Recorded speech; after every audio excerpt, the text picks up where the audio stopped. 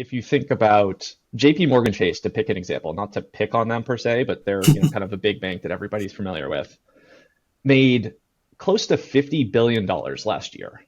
And the vast majority of that money came from making money off of your money, right? Like not specifically, Luke, your money, but like the combination of all of our monies, they put that to work and they've made a huge fortune of money off of that.